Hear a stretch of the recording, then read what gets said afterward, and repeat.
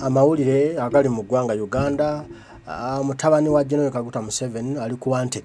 Waliwo abanene abamunoonya mu gavumenti mwennyini nga baagala kumumiza musu, baagala babyasi, era balina akabinja ke bataddewo ke bayita muzitasobwa nga baagala be bamuyiwa obwongo mbu asusse amampaati asusse amalala, era mbu ayagala kutwala Uganda mu bwannakyemalira obukyasusse n'ensi yonna bwegenda okubanga yaludde okulabako. N'olwekyo baagala okumugya mu space kubanga ali mu kumira space zaabwe, era nti ensonga lwaki General Museveni abanene bangi ali mu kubatugumbula enkya n'eggulo mbuno apevingira we ku mutabani we. Ate nabo beekozeemu omulimu abanene abo mbu baagala bajjo mutabani wa General Museveni abamugye mu space bafune ku buweerero, mbu ate banamutta ne bamugjawo General Museveni anaba abatta ku lwaki, anaba abatta ku lwani. Bagamba asooke bajjewo omwana ono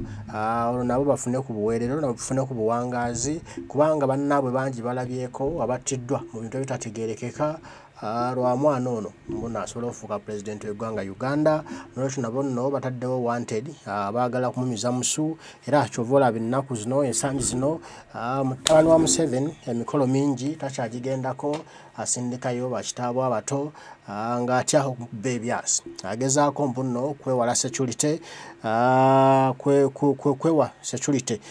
butakubwa byasi, era mbone mumaka ge gali agebuziga takyagendayo takyasulayo, asula mu State House kumpi ne taata muganda tabaagala kunzita, taata baagala kunzijawo. N'olwekyo kanjira mbeerabeerako wano ne bo bagamba ne bw'anaasulayo emirundi 10 bw'anaavirewo bw'ati najja ekigere n'akikomyawo bagenda mukuba bamuyuze olubuto bamumenya amagumba mbuno nabo bawone okufa. Kansooke mbikuwe akatambi kakano kafulumye dda. Muhozi kennyini olw'okuba nti ali mu kutya ebigenda mu maaso tabitegeera, ndowooza mulabye enkuŋŋaana nnyingi z'abadde taliiyo nga bakitaabe abato be bazitambuza kubanga ali mu kutya, ekimugoba takimanyi n'ekinoonya kitaawe takimanyi.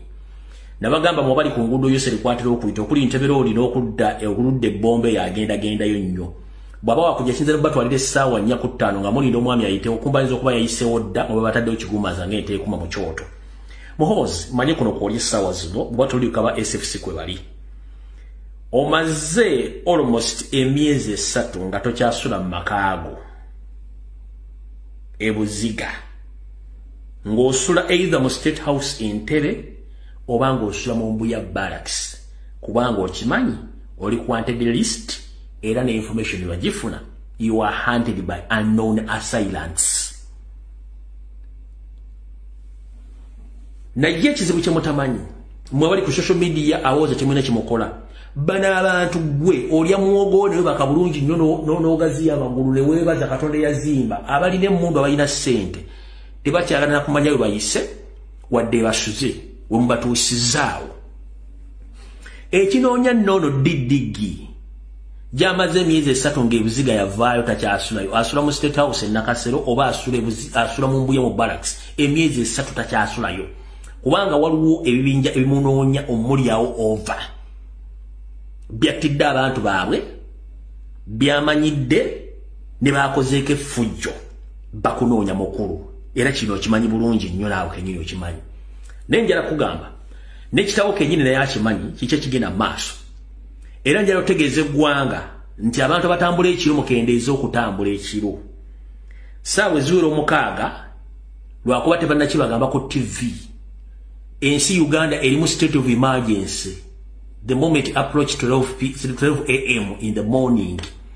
Wabeerawo state of emergency era kubuli nkulungoze mu kibuga Kampala mukono Ntebbe kubeerako amagye ne mamba mulwakuba mujja ku saa 12 musanga bivudde basaawe nga bivuddewo wabula kasazi kona saa 6 amagye amayitirivu gabeera mu junctions junction esinga obungi mukolo Kampala Wakiso nga gataayaaya ekiro. Ekyo mukitegedde bulungi nnyo. Uganda erimu state of emergency okuba tebannagirangirira naye ng'etandika saa 6 wakiro ete bajja gibagamba. Abatami bo batambula bo bakimanyi. n'abantu abazungu ekiro nga bakola business ekiro babiraba mwemwe babaka kusaba 12 kwemu temusobola biraba ninga bino bigenda maaso kubanga bati nkula kye batamanyi kati za mutegedde bulungi nnyo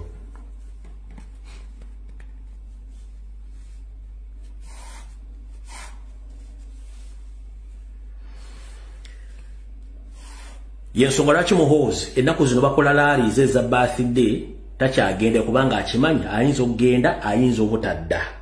oba ayinza okudda n'obutadda kyobula zino takyaza tendinga balamu ne bakojja babeerayo okumukiikira kubanga yakimanyi nti essaawa yonna akakeeka ndi bakaweddemu ndowooza oba kamubuulidde oba diddi bwe bityo bwe biri mawulire agaliwo agali mu ggwanga era geego nga bw'ogawulidde bw'ogalabye okuva mu kamwaki kennyini nti mutabani wa Museveni ali mu kunoonyezebwa ali mu kuwenjezebwa waliwo abanene abaagala okumumiza omusu nga bagamba nti nabo bali ku lukalala lw'okuttibwa n'olwekyo kati asooka munne yaba omuwanguzi era nti luli babiroberamu bannaabwe bangi balugendeddemu baziikiddwa battiddwa mu bintu ebitalina mutwe na magulu kubanga taata ayagala okupevingira we omwana aleme kusanga lusozi lwonna nga mukwasa obuyinza mu ngeri y'ekimpatiira n'olwekyo bagamba tibagenda kussamu kati bagenda kussa mwoyo balina okumumaliriza okutereeza nabo ebyobufuzi by'eggwanga Uganda kubanga tebayinza kubikkiriza kubeera bya bannakyemali ate bifuuke na bya nsikirano ng'ate obwakabaka bwaffe obwasangwawo buli mu kulinnyirirwa ate bo batandika obwakabaka obulala nti ekyo kikafuuwe kizira n'okutta kitta at least bajja kumuteekako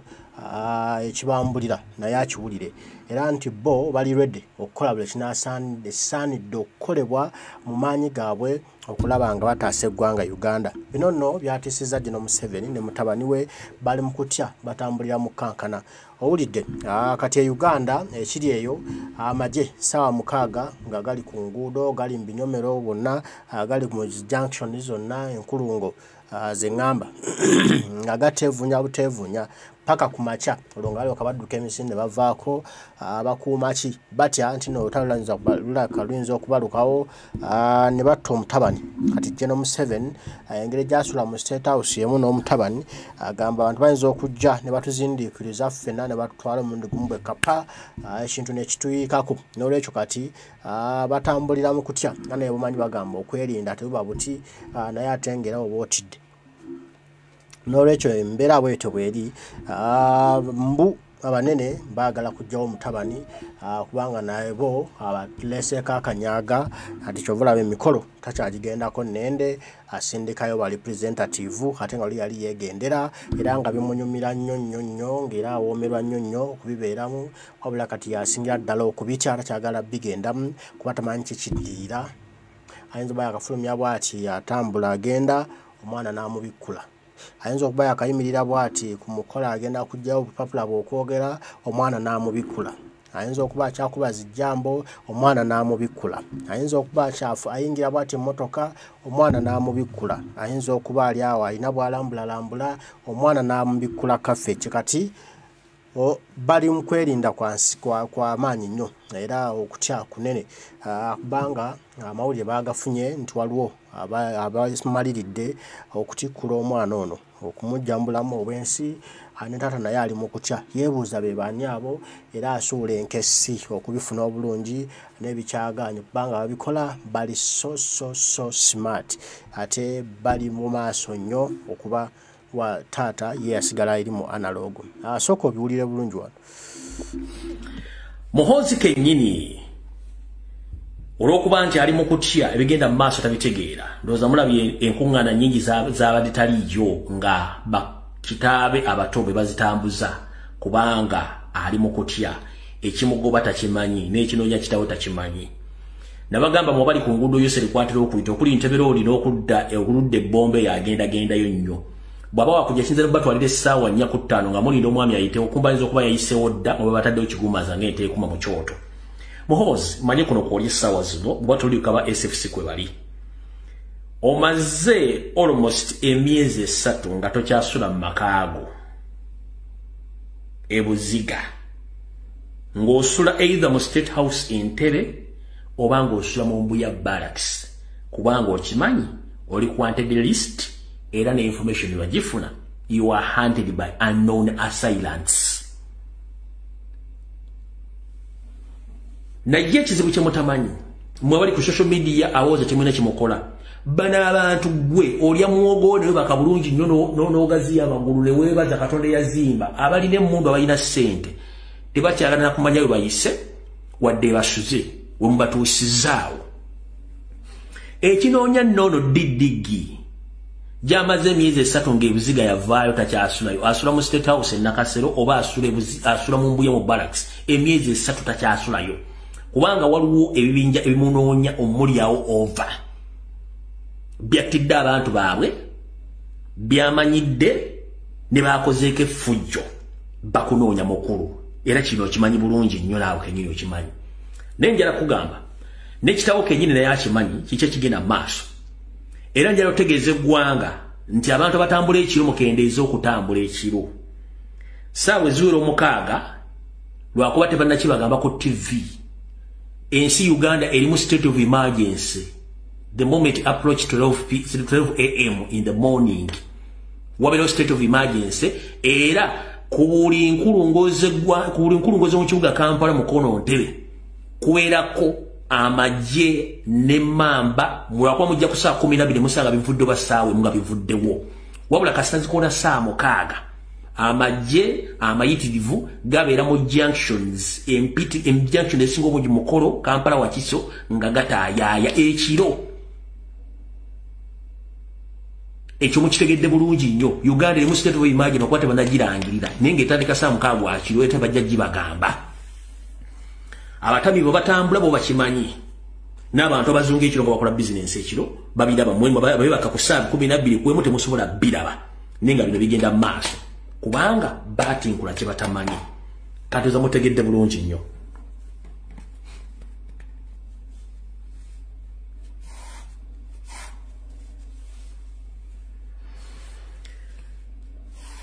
Yensonga lwaki muhoozi ennaku zino bakola laali eza birthday takyagenda kubanga akimanyi ayinza okugenda ayinza obutadda